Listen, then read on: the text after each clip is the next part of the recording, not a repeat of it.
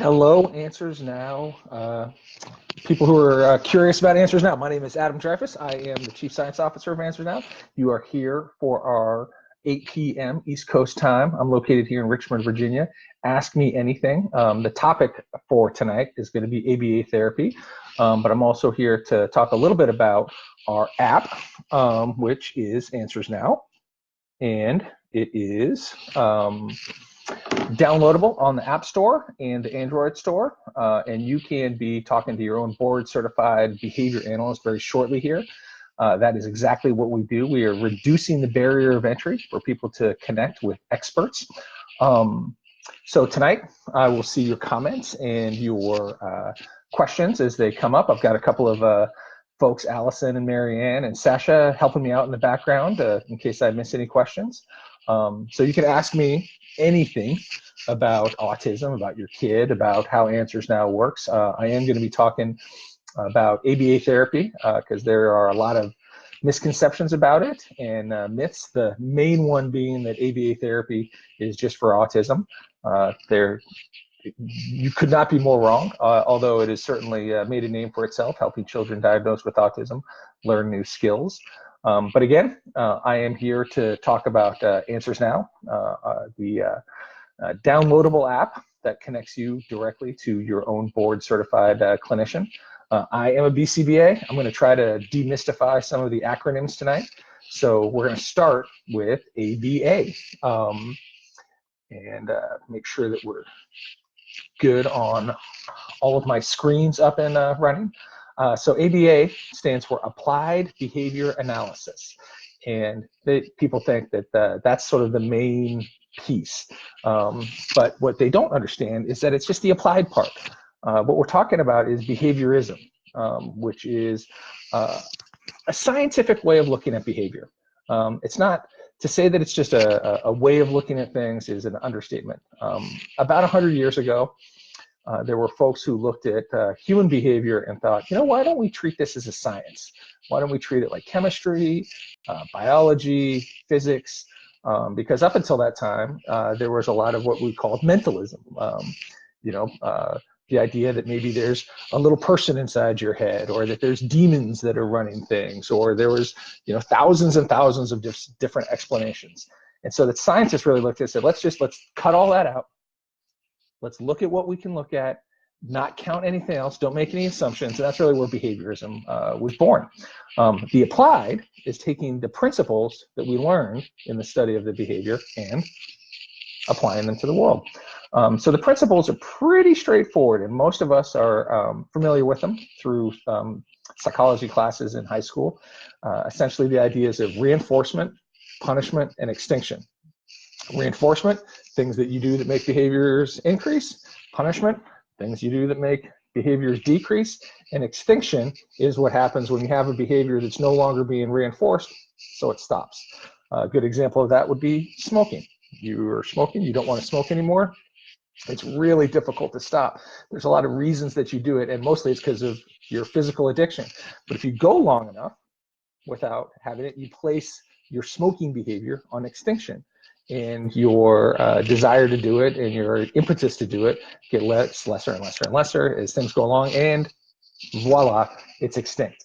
The reason we're here, the reason that people talk about ABA and autism quite a bit, is in the late 70s, some of the practitioners of behavior analysis were working with children and adults with disabilities and made some pretty amazing breakthroughs. Kids who and adults who the experts of the time were like, oh, you're never going to be able to teach them how to talk. You're never going to be able to, they're never going to be able to get out of institutions. And they made amazing strides. And so that really kind of started the autism side of the ABA field. But applied behavior analysis is used in corporations, like it's called organizational behavior management. Hey, Heather, nice to see you there. I didn't know that you were going to be popping in. I'm starting to see the messages come in. If you are listening to this, please feel free to hit a little like, a little thumbs up, a little love thing, whatever all the other things, little smiley faces.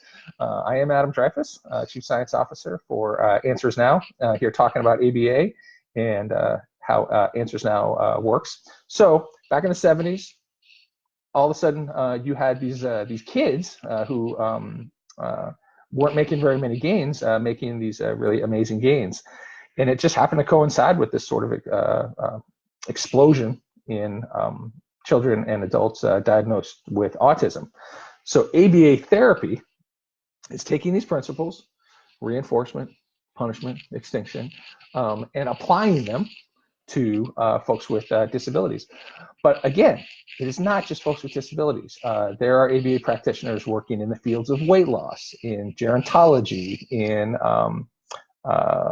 prisons, in almost any place that you can imagine that you want to study behavior. You're going to find some behaviorists. It's just they get a fair amount of press around the autism because the board certified behavior analysts, the folks who are certified to practice, they're the clinicians, are in very high demand, and the interventions and techniques that they are trained in are extremely effective at helping kids out and adults out. So thanks again, Heather. Again, you can ask any questions you want. We're going to take a little walk through what ABA therapy works. So with regards to children with disabilities, it's fairly specific in the sense of people will come to us, usually you come to a behavior analyst if your kid is on the spectrum, and you have a whole bunch of goals that you want to work on. A whole bunch of concerns that you've got is a good way of thinking about it. Your child might be entirely nonverbal or partially verbal, be able to kind of string together a couple of words, but not very many sentences. They might have usually profoundly impacted social skills. They have a hard time making friends. They have a hard time playing with other kids. These are, of course, huge concerns for parents.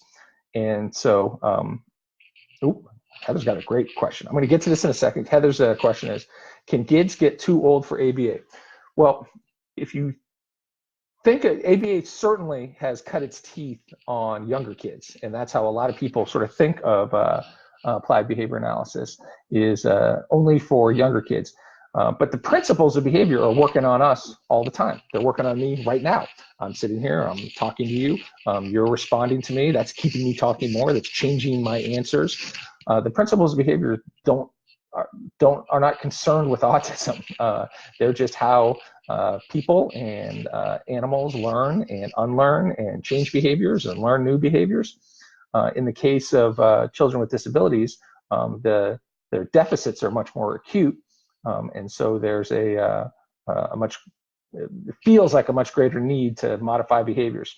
And that's, he said modify behaviors, you want to change them. Behavior analysts are not in the business of changing who somebody is. They're in the business of helping people learn new skills so that they can lead more independent lives. When you think of behaviors, you're like, I want this kid to stop this behavior. Well, I'm going to stick with autism because it's sort of my area of expertise. Things like tantrums and self-injury, which are two of the big behaviors that usually come before us, those aren't autism behaviors.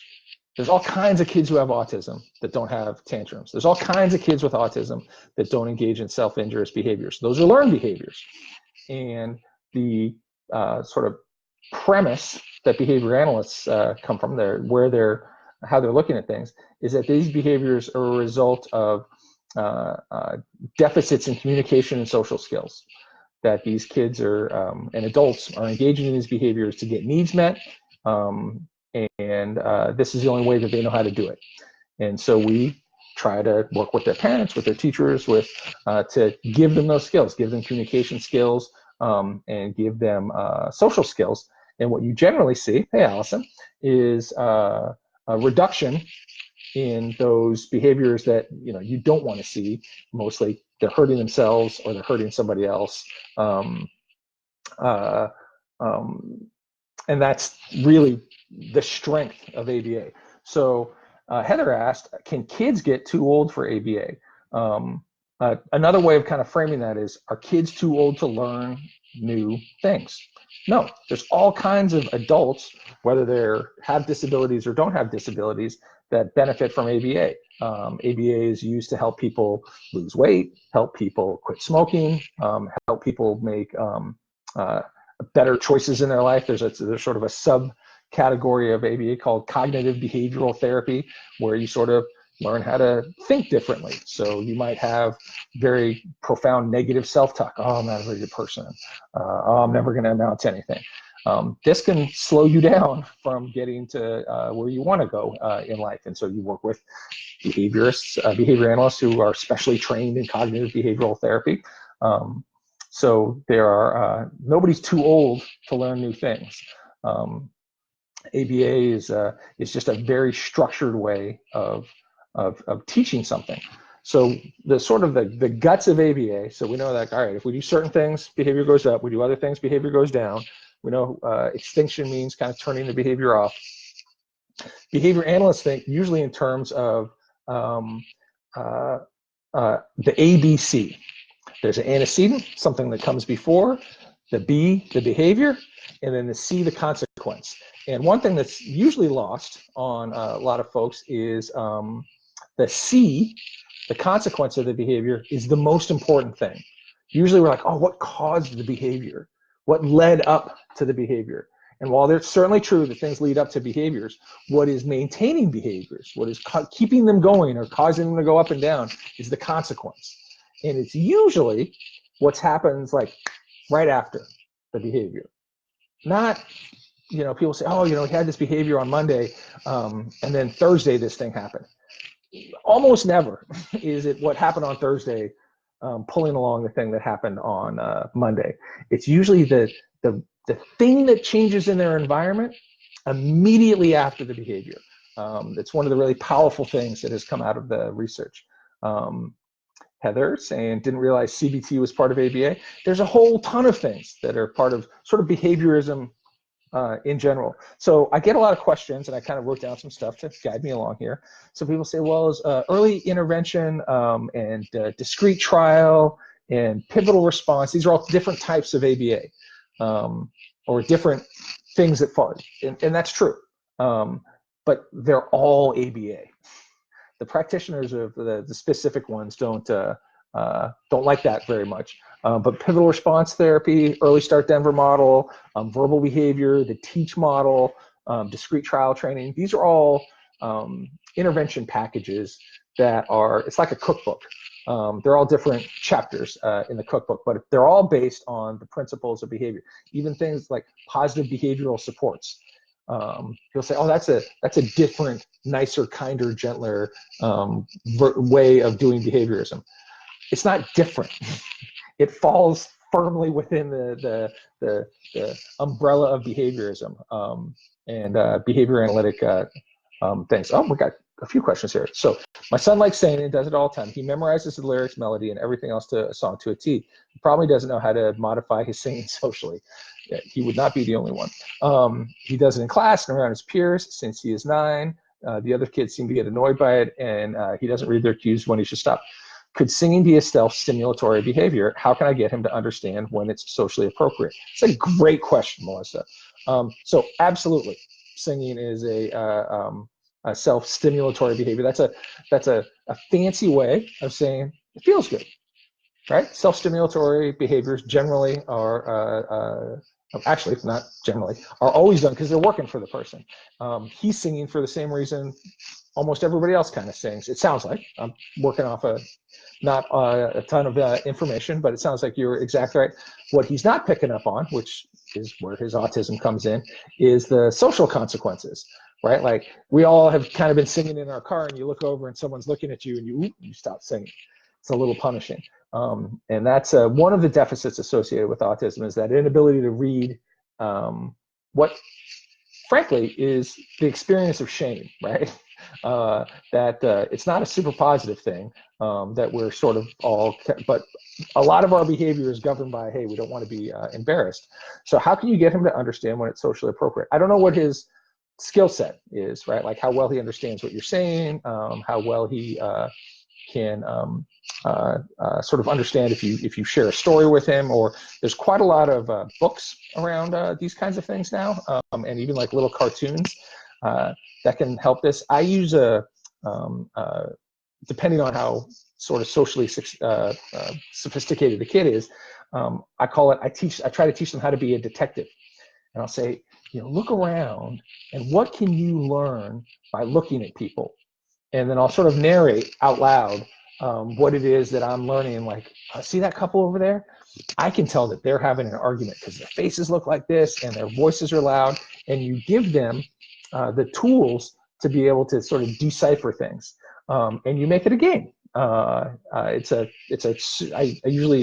to do it with clients a lot, where I would just go to a park where there's people going all over the place. I mean, what do you think he's thinking? What do you think they're doing? What do you think? What tells you that? What gives you that information? I'm guessing, Melissa, that your son wants to be social. He wants to have friends, and is that, like most people, is not trying to annoy people.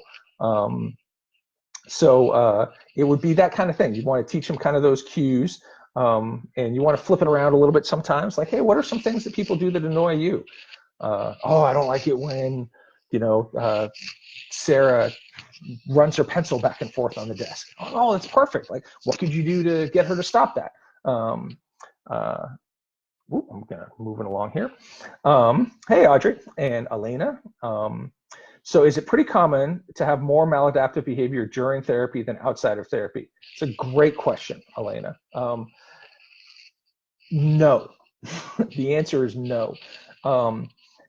ABA therapy done right should be some of the best times that kid is having. Why?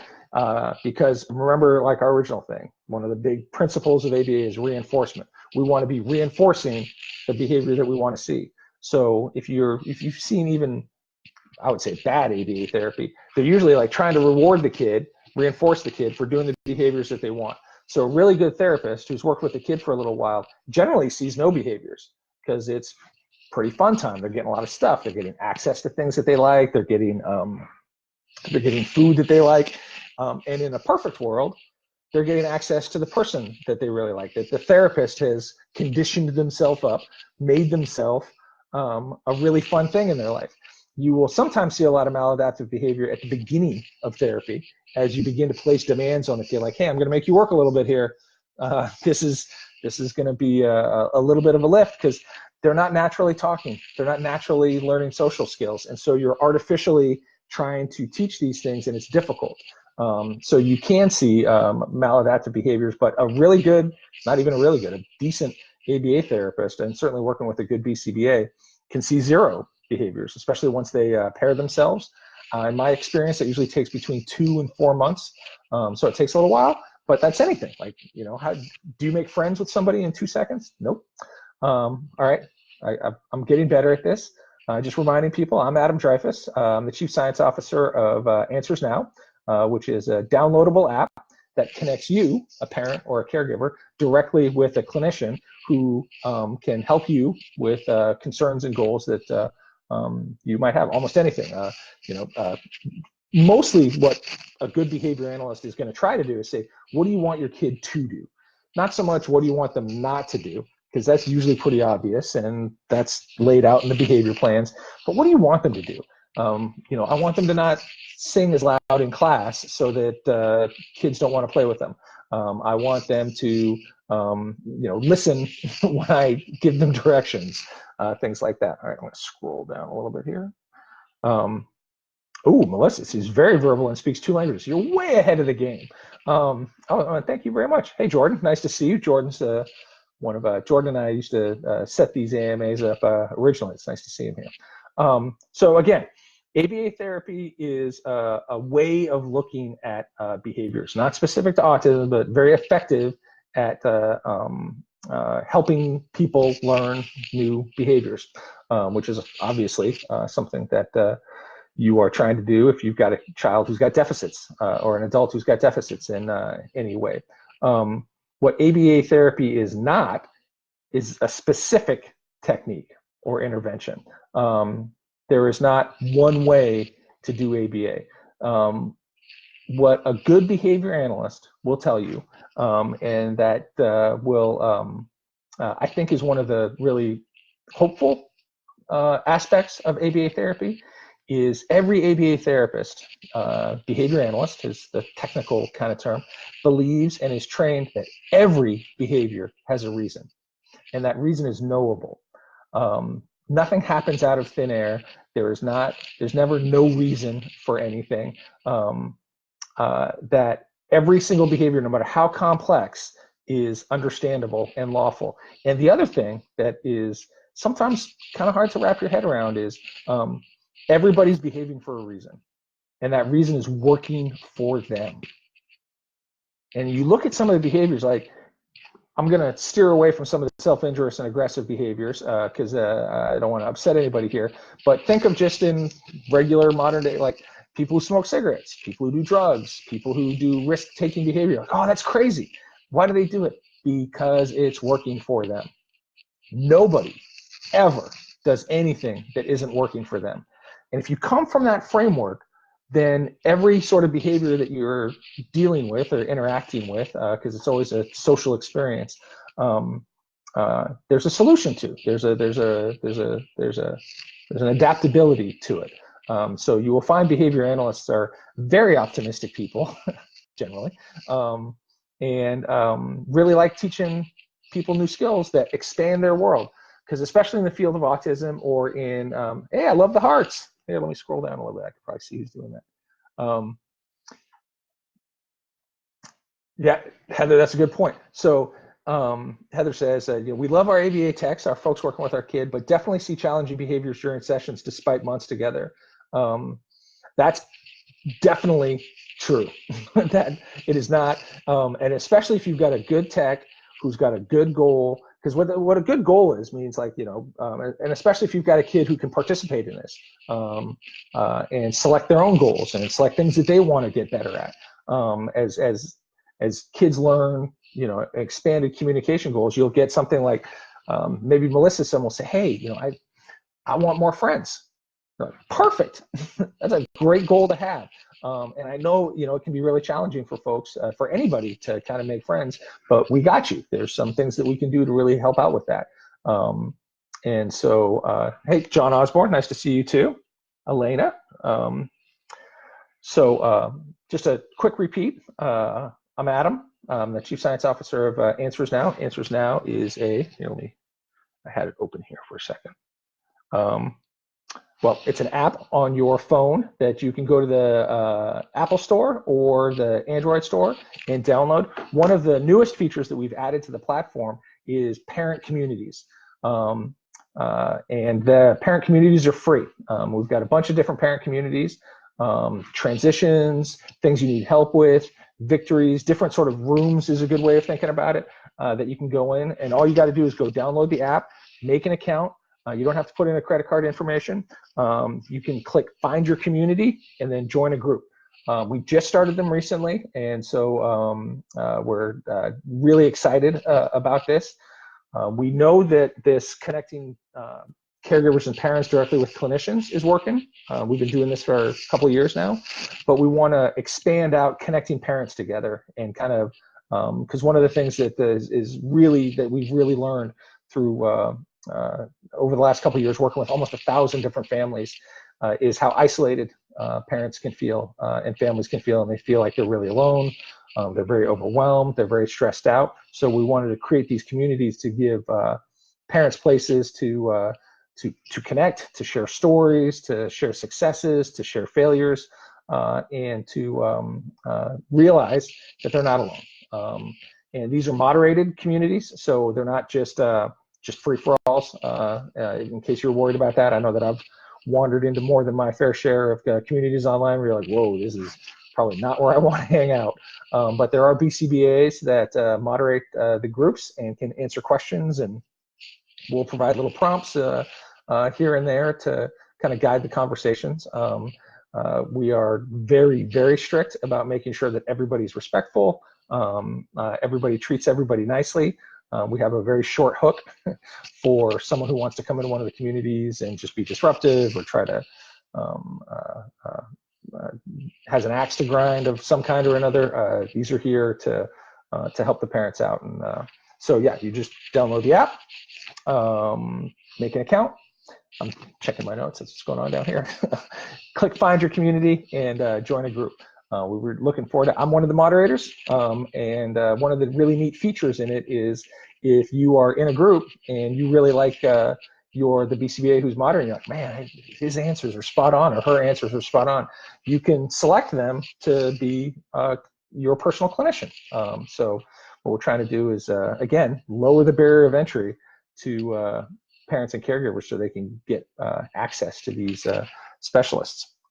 Hey, Melissa.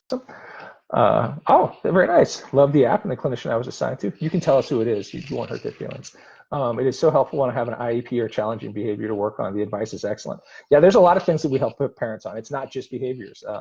It can be just their own kind of feeling of being overwhelmed and connecting them to resources that can help them move forward. Our clinicians know a lot about IEPs, about supporting parents in the school process, helping with being in the community and transitions, some of the paperwork and assessments. Sometimes parents will get materials from a doctor or from another specialist, and they're not sure exactly what all those numbers and words mean. I mean, it's its own language, and we're happy to review that with you and cut through the clutter, so to speak.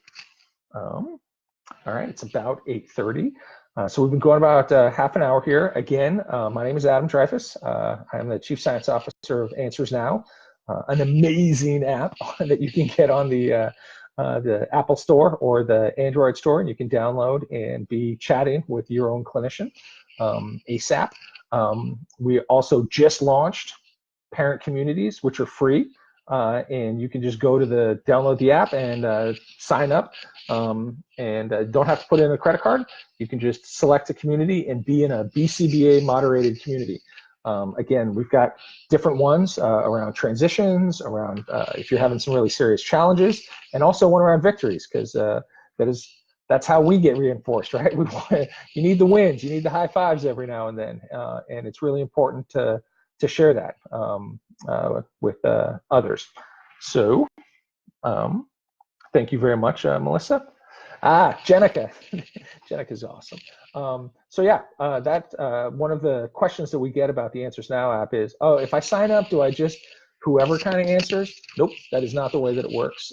You will be assigned someone like myself, or Melissa's clinician is Jenica. You will have that person, and they will stay with you. Just like your kid's teacher, or well, that's probably not a great one. Yeah, you don't just get randomly assigned to somebody, and then whenever you ask a question, whoever just happens to be in the queue answers it. You will have your own Jenica, your own Adam. The communities work a little bit differently. That's more of a meeting space for parents, and those are moderated by a variety of different people. So I wanted to. Well, you're, of course, free to ask any questions that you want about autism, about ABA, but I want to continue kind of expanding a little bit on what ABA is, what ABA therapy is, because if you ask a BCBA, you'll frequently hear, well, it's everything, right? It's all the ways that we are affected. It's the rules of behavior are how I decided that this was the haircut that I was going to get, and how I ended up having a beard. Most of it is unconscious to us. So a good example from just real life about sort of the behavior analysis and how it works is I love this particular story. So Febreze, all of us know what Febreze is now.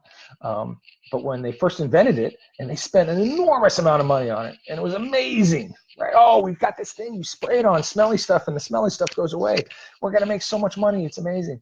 And they said, oh, well, you know, what things are really smelly? How are we gonna market this? And you know what? Smokers and pet owners, oh, they're gonna buy so much of this stuff, it's gonna be amazing. But they didn't. That's weird. Why wouldn't they? Like, smoking makes stuff smelly. Pets pee on things and make things smelly. And I bet most of you already know the answer to this. Like, why didn't they buy this stuff? Well, because they don't smell it. They're not sitting in their house being, oh, this house is so smelly. What I need is something to make things smell differently around here. So some behaviorists got involved. they're like, hey, behaviors, what's going on? We've got this great product, and we've got all the smelly stuff, and it takes all the smelly stuff away, but nobody's buying it. And they found this one woman who was buying like a bottle a week, just for a month. She was like a perfect customer. So they go to her house and they say, hey, can we kind of watch how you do what you do? We're really interested in this. This is brand new. How are you using it? They went in her house. It's immaculate. Perfect house. Beautiful house. Everything clean. They're like, huh, this is weird. This does not seem like the kind of person. So they watched her, and she cleaned the whole room, folded all the sheets, put everything back together. And the last thing she did before she walked out of the room is she took the bottle of Febreze and sprayed a little bit on the bed and then walked out. Light bulb. That's the consequence for her. That's the consequence for her behavior is not so much that it smells better. It's her way of letting her know, hey, I did a really good job. And this is something right in the behavior analyst wheelhouse. Like once they're like, okay, now we got a good idea of what we're doing. And the first thing they did is they said, we got to make it smell. It's not just about making stuff that smells bad go away. There's got to be a smell that people use it so they know that it's been used. So they added perfume to it. And now, we were just having a meeting earlier. We were talking about what I was going to talk tonight. And everybody in the room had some kind of Febreze product in their house. That's applied behavior analysis. That's a non-autism-y sort of example, or learning disability, but hopefully it kind of makes sense. Stopping at a red light. You're sitting at the red light. What's the antecedent? The light goes green. What's your behavior? You start driving